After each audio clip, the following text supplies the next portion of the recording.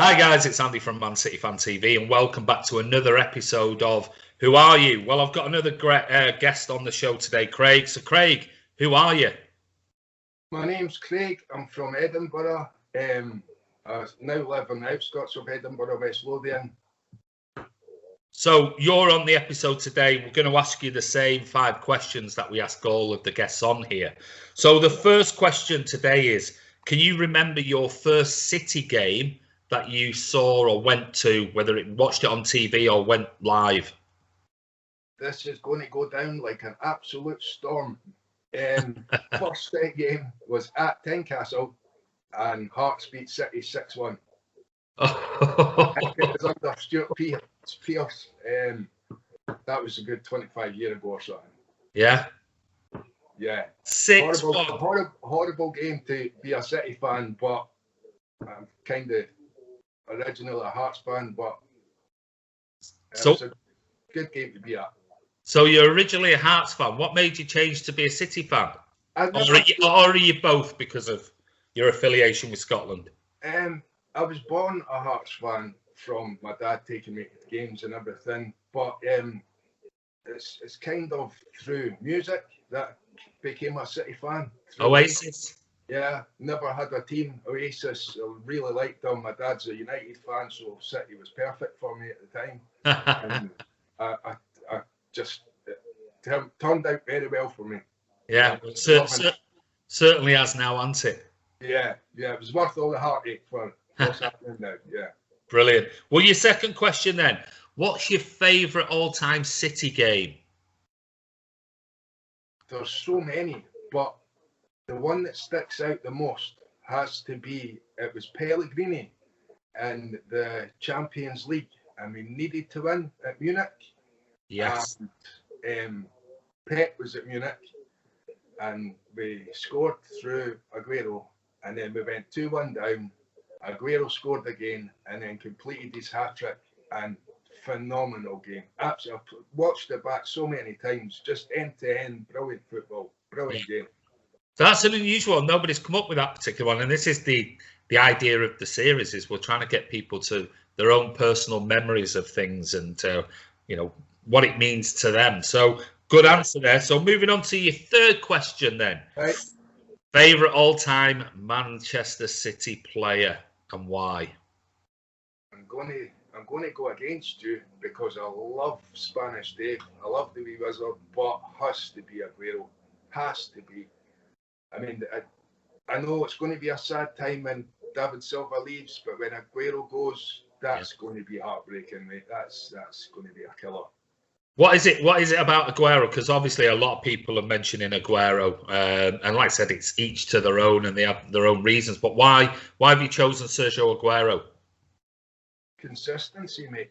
He's just so consistent. He's so sharp. For instance, the game was it against Arsenal? It was Arsenal and Liverpool, where he volleyed it for just about the byline. The Liverpool game when he scored from the byline. Right over the keeper and right into the roof of the net, and you were like, how did you even think about doing that? Never mind executing it. The actual thought going through his head, doing that, he's clinical, mate. He is. And I think the key word, what you said there, is consistency. He might go missing for injuries for a month or two here and there, but his goal tally is just phenomenal. Yeah, it's a shame he's not being put up for more awards, but still time. Okay, so your fourth question. The best Manchester City goal you've ever seen and why? There's that many, mate.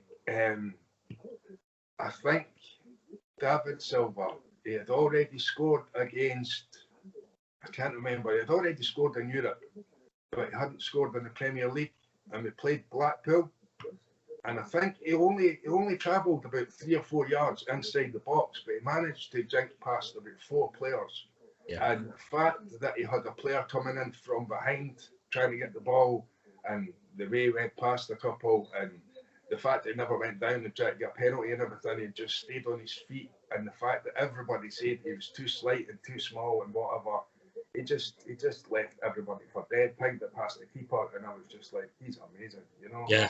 I was just seeing him doing it after all the raving and all the intensity about whether he could play in the Premier League and everything, and then that goal just for me started him on his way to being what he is now, which is a complete legend, you know. I did a video when it was announced that he was leaving, and I looked at some of his top goals, and that was one of them that I selected, I think, at number 2. And I think it was the one where he dinked through and then curled it around Charlie Adam into the corner and scored a number of goals like that. So yeah, it was definitely up there, in certainly mine anyway, in particular. Wonderful goal. Okay, so your final question then.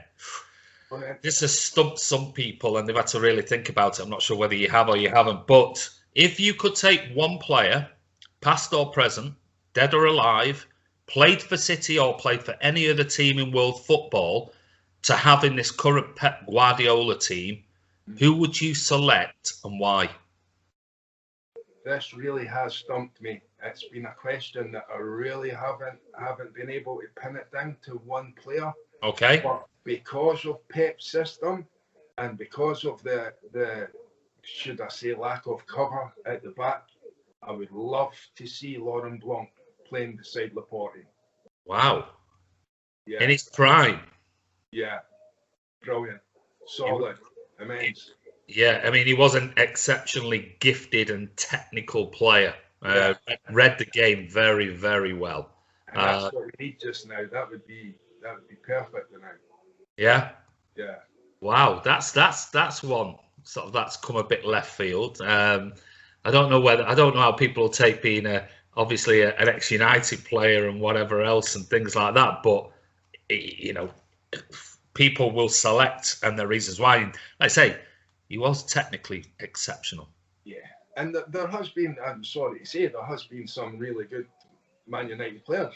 Absolutely. Has. I mean, you think like Rooney, Cantona, things like that. I mean, there is a number that you could have chosen, but obviously you don't want to choose a United player. But if you want to be totally honest with yourself at this precise moment, if we had somebody like him, brilliant. Yeah, well, I think on the one I did with Donna and John I think said George Best, but then he ended up selecting Maradona. So yeah, no, it's got. Maradona's had a few shouts, Andy. What's that? Sorry. Maradona's had a few shouts. He has. Yeah, he has. Yeah.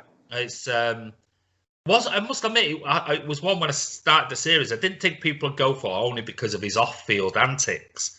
But then people are saying, you know, put that to one side, how exceptionally gifted he was. And like I said, I saw him live, and he was just unbelievable. Absolutely incredible player.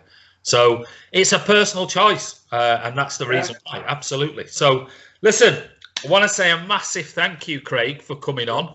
No problem. Thank you very much. Great top you've got on there, mate. Well, it's my favourite one. I thought I'd stick it on for you, mate. Yeah. I mean, it's right up there in the all-time classics. So listen, thanks for coming on Man City Fan TV. Thanks for coming on the Who Are You series. Anything last words you want to say before we go? Just a big thank you, Andy. You've been brilliant the last few weeks. I'm loving it. So your channel, brilliant. Thank you very much. Well, listen, this is Andy from Man City Fan TV. This is Craig, big Man City fan.